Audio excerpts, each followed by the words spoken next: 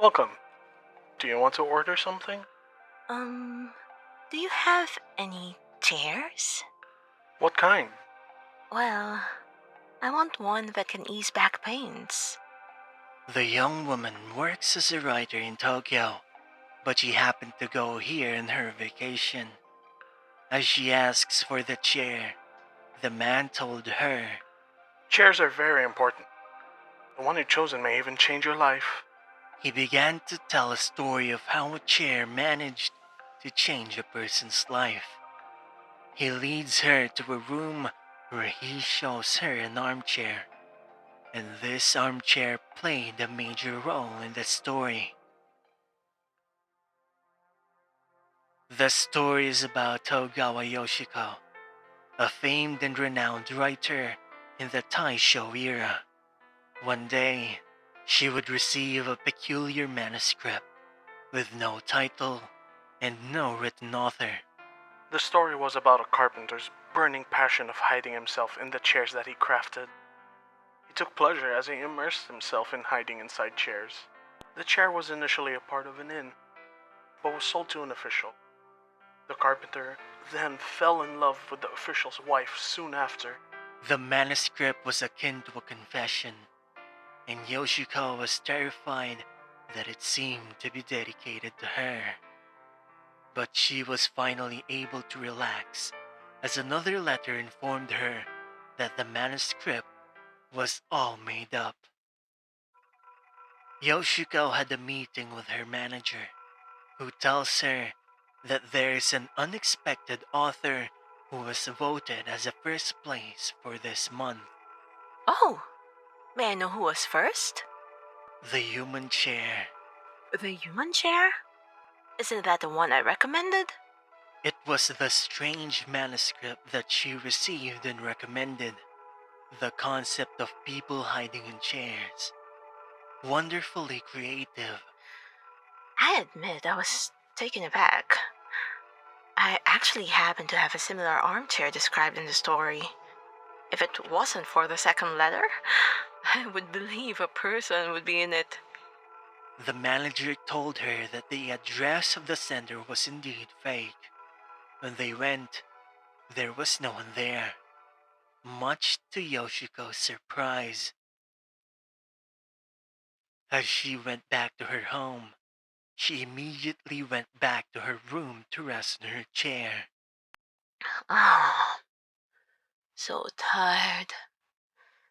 Can't believe that newcomer won first place.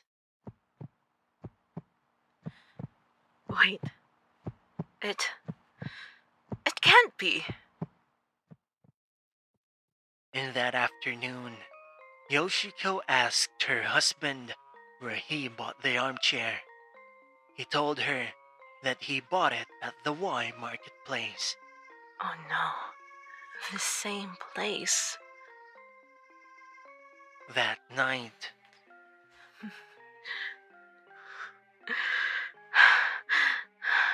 Coincidence. Coincidence. It's all coincidence. Yoshiko can't help to think about the story. When all of a sudden, she wakes her husband up because of the noise, and they began to find out where it came from. A thief? It's coming from the study room. Can it be? Please check on the armchair. There might be someone inside it. What? Don't be silly. It's just a thief. As they entered the study room, they found out that there was no one there. Come out!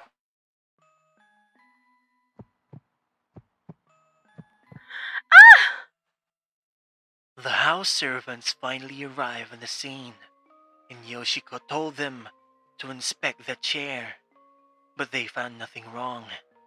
Ridiculous. If you're still worried, watch me.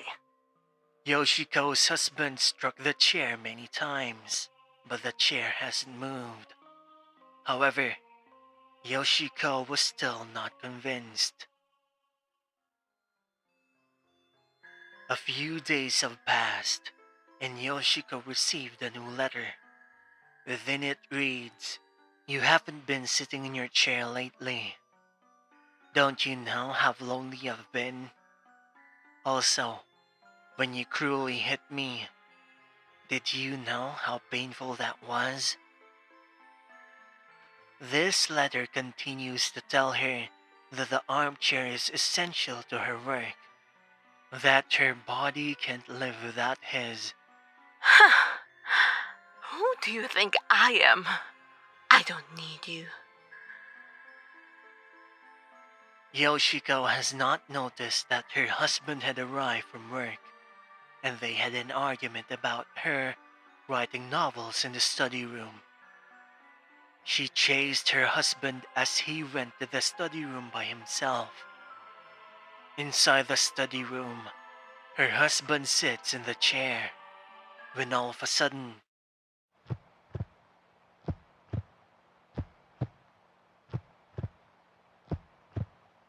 her husband was stabbed by the chair. No, the man in the chair. The police have arrived onto the scene, and Yoshiko told them to investigate the chair immediately.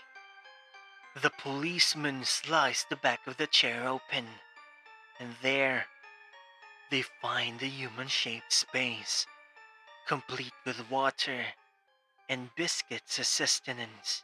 Indeed, there were traces of person inside the chair. What happened to her? Togawa Yoshiko-san. Her career as a writer collapsed, and she became mentally unstable. She eventually disappeared without a trace. Say, could this chair be? This was not the chair, but this chair plays a special role in this story. The man started to remove the seams of the chair, and was eventually able to remove the backside of the armchair. Look.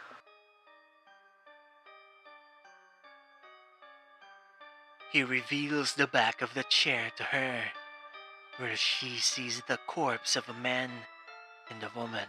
This is how Togawa Yoshiko and the man ended up. The man in the chair ended up with Togawa Yoshiko for the rest of their lives. They eventually had children, and the chair was passed on to their descendants. Customer, would you believe me if I told you that I'm their descendant? That can't be. Excuse me, but are you Hayama Yuzuho, an author? Yes. I'm a big fan. I heard that you were having troubles with your work. Is that true? Don't worry. As long as I make a chair for you, you won't have any problems in the future. No, thank you. I better get going.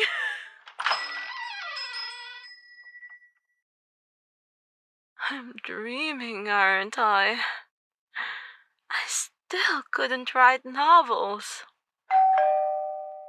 Her doorbell rings as a man outside tells her that the item she had ordered has arrived. She opens the door for them, and as they enter, they bring with themselves a familiar armchair. No. I've never ordered something like this.